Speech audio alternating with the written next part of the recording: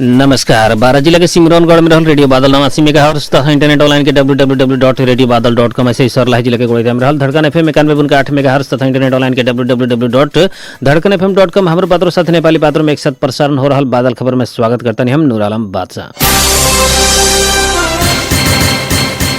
बांके के नेपालगंज से काठमांडू के खातिर जा रहा बस दुर्घटना भइले पर 12 जने की मृत्यु भइल बाटे। त ऐसे ही भी एक ख 3912 नंबर के बस दांग के राप्ती गाउँपालिका एक भालुंग स्थित राप्ती नदी के पुल से नीचे गिरला पर 12 जने की मृत्यु भइल बाटे। मृत्यु होखला में भारतीय नागरिक लोग भी बाटे।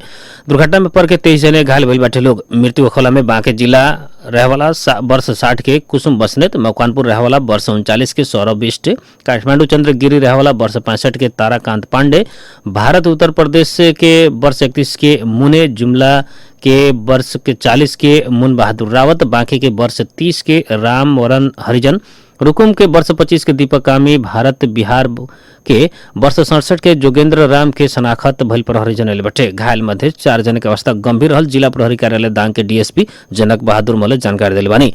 उनका अनुसार घायल संबंधित 7 जने बुटवल, 14 जने कोहलपुर आ 2 जने के भालुवांग अस्पताल में इलाज चल रहा बाटे। प्रहरी के अनुसार 12 बटे सब पोस्टमार्टम के खातिर लम्हे अस्पताल में रखल गए बाटे। नमस्ते यातायात के बस में 36 जने सवार रहनी। सल्यान निवासी वर्ष 28 के बस से ड्राइवर लाल बहादुर नेपाली के प्रहरी नियंत्रण में लिहल प्रहरी जनल बाटे। दुर्घटना के विषय में अनुसंधान कर रहल प्रहरी जानकारी दिले बा। बाल यौन दुर्व्यवहार कैल मुद्दा में राम बहादुर बमजन के पूर्व पक्ष खातिर जलेश्वर कारागार चलान कल गई बाटे। सरलाही जिला अदालत के न्यायाधीश विष्णु प्रसाद रेग्मी के एक इजलास से बमजन के पूर्व पक्ष के खातिर थुना में भेजे के आदेश दिले बानी। आदेश संगे बमजन के सरलाही से महोत्तरी के जलेश्वर कारागार चलान कल गई बाटे। सरलाही कारागार में रखे के जगह न भइले बाद बमजन के महोत्तरी भेजल गई। जिला प्रहरी कार्यालय सरलाही के प्रमुख एसपी प्रवीण धिताल जानकारी दिले बानी। बमजन के अपने आश्रम में रहे वाला अनी के बलात्कार कैल आरोप में 2075 में जाहिर पड़ल रहे। 2076 माघ में सरलाही प्रहरी उनका के बाल यौन दुर्व्यवहार कैल मुद्दा दर्ता करके बमजन के बारे अनुसंधान शुरू करे रहे। प्रहरी के केंद्रीय अनुसंधान ब्यूरो CIB के टोली यह मंगर के रात 7:30 बजे बुढ़ा नीलकंठ नगर पालिका वार्ड नंबर 6 हाथीगौड़ा स्थित उनकर घर से पकड़ाव कैल गेल रहे। थानकोट चितलांग सड़क खंड में निजी कार दुर्घटना भइले पर 4 जने की मृत्यु भइल बाटे त 1 जने घायल भइल बानी। कार उजर महरा कहल जाए वाला स्थान में दुर्घटना भइल बाटे। प्रहरी वृत्त थानकोट के डीएसपी नारायण अधिकारी के अनुसार ओमकार निधि तिवारी सहित 4 जने की मृत्यु भइल बाटे त प्रारंभिक जानकारी आइल बाटे। घायल 1 जने के अस्पताल पहुंचाल गइल बाटे। ई बारे थप विवरण आवे के बाकी रहल उनकर कहनाम रहल बा।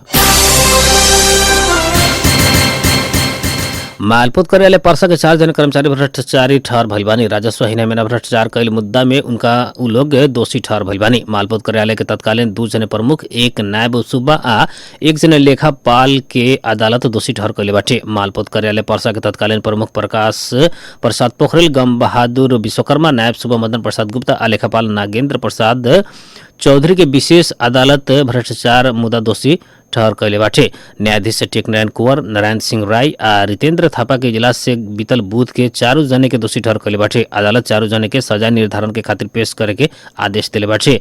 मालपोत कार्यालय में रकम हिनेमिना करके भ्रष्टाचार कैल आरोप में अख्तियार दुरुपयोग अनुसंधान आयोग 2079 साल चैत 28 गते 4 जने विरुद्ध भ्रष्टाचार मुद्दा दायर करेले रहे। अख्तियार उ लोग मालपोत कार्यालय में आर्थिक वर्ष 2072-73 में जगह किन बेच के क्रम में विभिन्न लिखत से उठल राजस्व रकम नियम अनुसार दाखिला न करके हिनामिना कैल मिलल रहे। विभिन्न मिति में जमीन किन बीच के क्रम में उठावल राजस्व रकम दाखिला न करके हिनामिना करके भ्रष्टाचार जन्य कसूर में संलग्न रहल मिलल अख्तियार जनैले रहे। अख्तियार तत्कालीन प्रमुख प्रकाश प्रसाद पोखरेल विरुद्ध 93,66,209, तत्कालीन कार्यालय प्रमुख गम बहादुर विश्वकर्मा विरुद्ध 1,41,825 रुपया बीगो मांग करत मुद्दा दायर करेले रहे। ऐसे ही कार्यालय के तत्कालीन नायब सूबा मदन प्रसाद गुप्ता आ तत्कालीन लेखापाल नागेंद्र प्रसाद चौधरी विरुद्ध जनही 95,08,034 रुपया बीगो मांग कैल गेल रहे। 12 जिला वॉलीबॉल संघ के प्रथम वार्षिक साधारण सभा आज श्री नेरा मावी आदर्श कोतवाल गांव पालिका वार्ड नंबर 2 खजूरिया के प्रांगण में एक कार्यक्रम के बीच संपन्न भइल बाटे। 12 जिला वॉलीबॉल संघ के अध्यक्ष खुशी चौधरी की अध्यक्षता में संपन्न भइल कार्यक्रम में प्रमुख अतिथि आदर्श कोतवाल गांव पालिका के अध्यक्ष जवाहर प्रसाद शाह पानस में बत्ती जरा के कार्यक्रम के उद्घाटन कैले रहने। कार्यक्रम के संबोधन करत वहां के प्रमुख समेत रहल जवाहर प्रसाद शाह हमनी के पालिका में जल्दीए मेयर वॉलीबॉल कप संचालन करावे के जानकारी करावत जिला वॉलीबॉल संघ के थप व्यवस्थित बनावे के खातिर खुद हरेक किस्म के सहयोग करे के प्रतिबद्धता व्यक्त करले बानी। जिला वॉलीबॉल संघ 12 ई बेरी पालिका में अपन प्रथम वार्षिक साधारण सभा आयोजना कैले में आयोजक के धन्यवाद देत इस संघ के उन्नति प्रगति के खातिर शुभकामना व्यक्त कैले रहनी। कार्यक्रम के विशिष्ट अतिथि समय मध्य प्रदेश वॉलीबॉल संघ के अध्यक्ष एवं पूर्व मंत्री ज्ञानेन्द्र कुमार यादव, बारागढ़ी गाँव पालिका के उपाध्यक्ष लक्ष्मी देवी राय, नेपाल वॉलीबॉल संघ के सचिव तथा मध्य प्रदेश वॉलीबॉल संघ के उपाध्यक्ष फिरोज अहमद, नेपाल वॉलीबॉल संघ राष्ट्रीय वॉलीबॉल प्रशिक्षक भरत बहादुर यादव, मध्य प्रदेश वॉलीबॉल संघ के महासचिव रामानंद सिंह थारू, उपाध्यक्ष रवि यादव, कोषाध्यक्ष श्रीनारायण पंडित, सदस्य रीना चौधरी, पूर्व क्षेत्रीय वॉलीबॉल खिलाड़ी एवं समाजसेवी अमृत जी आर। अतिथि सब में आदर्श कोतवाल गाँव पालिका वार्ड नंबर 2 के अध्यक्ष मनोज कुमार महतो, इलाका प्रहरी कार्यालय आदर्श कोतवाल इंचार्ज राशिंद्र यादव, समाजसेवी रामचंद्र साफी, जनशक्ति क्लब कोलवी के वॉलीबॉल प्रशिक्षक भुवनेश्वर राउत थारू लगायत के उपस्थित रहल है। कार्यक्रम में स्वागत अरुण कुमार राय आ संचालन रीना कुमारी चौधरी के रहल है। पत्रकार महिला उमा सिंह के हत्या भइल आज 15 वर्ष पूरा भइल बाटे। उनकर स्मृति दिवस पत्रकार संगठन अलग अलग कार्यक्रम करके आज से मना रहल बाटे। शहीद सिंह के प्रणवा स्मृति दिवस के अवसर में नेपाल पत्रकार महासंघ धनुषा शाखा आज 5:30 बजे दीप प्रज्वलन कार्यक्रम करके आयोजना कैले बाटे। नेपाल पत्रकार महासंघ धनुषा शाखा के सभा में दीप प्रज्वलन कार्यक्रम आयोजना कैल गेल। शाखा के अध्यक्ष मनिका झा जानकारी दिल बने। विक्रम संवत 2065 पुष 27 गते आज के रात जनकपुर के रेडियो टुडे में कार्यरत 25 वर्षीय पत्रकार सिंह के जनकपुर नगर पालिका 14 रजौल स्थित डेरा में रहल बेरिया अज्ञात समूह से तेज हथियार प्रहार करके निर्ममतापूर्वक हत्या कैल रहे। पत्रकार सिंह के मुख्य हत्यारा स्वामी कहल जावला उमेश यादव लगायत कुछ धनुषा जिला अदालत से सर्व सहित जन्म कैद के सजाए आदेश होके महोत्तरी के जलेश्वर कारागार में बैठे।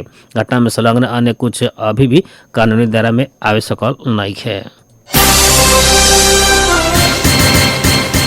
जनता समाजवादी पार्टी जसपा महाधिवेशन आए वाला जेठ के अंतिम महीना में करे वाला भइल बाटे। आज काल बैठल केंद्रीय कार्य समिति के बैठक से जेठ 28, 29, 30 गते जनकपुर धाम में करे के निर्णय कैले बाटे। धनुषा में पार्टी के महाधिवेशन करे के निर्णय भइल प्रवक्ता मनीष सुमन जानकारी दिल बानी। जसपा माघ 3 गते मधेश दिवस आ 5 गते बलिदानी दिवस मनावे के निर्णय समेत भइल प्रवक्ता सुमन बतैले बानी। नागरिक उन्मुक्ति पार्टी के अध्यक्ष में रेशम चौधरी सर्वसम्मत चयन भइल बानी। कैलाली के टीकापुर में भइल पार्टी के पहिलका महाधिवेशन से चौधरी के सर्वसम्मत पार्टी अध्यक्ष निर्वाचित कैले बाटे। नागरिक उन्मुक्ति के अध्यक्ष में रेशम चौधरी सर्वसम्मत निर्वाचित अध्यक्ष में चौधरी अकेले उम्मीदवार पर रहनी। महाधिवेशन में से उनका के सर्वसम्मत अध्यक्ष चयन कैल नागरिक उन्मुक्ति पार्टी के नेता गणेश चौधरी जानकारी दिल बानी। 2072 में टीकापुर घटना में दोषी ठहर भइला बाद जेल गए। गत वर्ष आम निर्वाचन से पहले जेल से खुद संरक्षक रहल पार्टी के स्थापना कैल रहनी। अभी जेल से छूटला बाद महाधिवेशन से जनमत लेके वहाँ के अध्यक्ष चुनल गई बानी। इससे पहले वहाँ के अपने पत्नी रंजिता श्रेष्ठ चौधरी के अध्यक्ष बना के पार्टी स्थापना कर रहनी। श्रीमती चौधरी अभी संघीय सरकार की मंत्री समेत बानी। पूर्व सांसद रेशम गत जेठ में रिहा भइला बाद पार्टी संगठन में सक्रिय भइल बानी।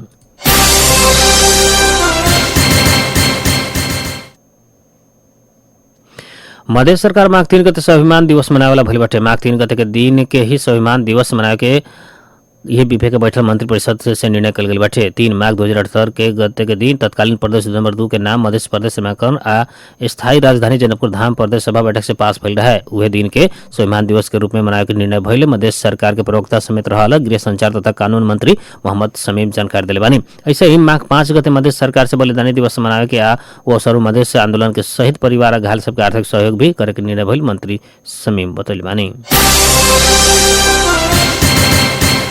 भारत बिहार के मोतिहारी में एक रात में 80 लाख मूल्य बराबर के गहना चोरी भइल बाटे। सुगौली बाजार के 2 गो सोन चांदी के दुकान से करीब 30 लाख बराबर के गहना आ नगद नगर थाना मुख्य सड़क स्थित हाफिज ज्वेलर्स से करीब 50 लाख बराबर के गहना चोरी भइल सुगौली थानाध्यक्ष कातिश कुमार मिश्र बतल बने। ड्यूटी में खटल सुरक्षा कर्मी के लापरवाही देखल गईला से उ लोग के निलंबन करेला भी आदेश दियल गईल बाटे। साथ ही चोरी में संलग्न सबके सीसीटीवी फुटेज के आधार में तीव्र रूप में खोज हो रहल वहां के बतल बने कि शंकास्पद व्यक्ति के देखला में खबर करेला भी आग्रह कईल गईल बाटे। रेडियो बादल 89 मेगाहर्ट्ज सिमरौनगढ़ 12 आ रेडियो धड़कन एफएम 91.8 मेगाहर्ट्ज गुड़ैता सर्लाही द्वारा मापन कयल गेल अनुसार सिमरौनगढ़ आ गुड़ैता लगायत आसपास के क्षेत्र के अभी के न्यूनतम तापक्रम 15 डिग्री सेल्सियस रहल बाटे। ऐसे आज सुबह 14 दोपहर 23 डिग्री सेल्सियस रहल है। आज रात में 12 डिग्री सेल्सियस तापक्रम रहे के अनुमान कयल गेल बा। ऐसे आज सुबह 5:56 में बेर उगल रहे तो संझिया 5:32 में बेर डूबल बाटे। बारह जिला के सिमरौनगढ़ में रहल रेडियो बादल 89 मेगाहर्ट्ज तथा इंटरनेट ऑनलाइन के www.radiobadal.com से सरला जिला के गोड़िया में रहल धड़कन FM 91.8 मेगाहर्ट्ज तथा इंटरनेट ऑनलाइन के www.धड़कनfm.com। हमरा पात्रों साथे नेपाली पात्रों में एक साथ प्रसारण हो रहल बादल खबर से प्राविधिक मित्र रुस्तम सहित हम नूर आलम बादशाह के विदा दी। नमस्कार।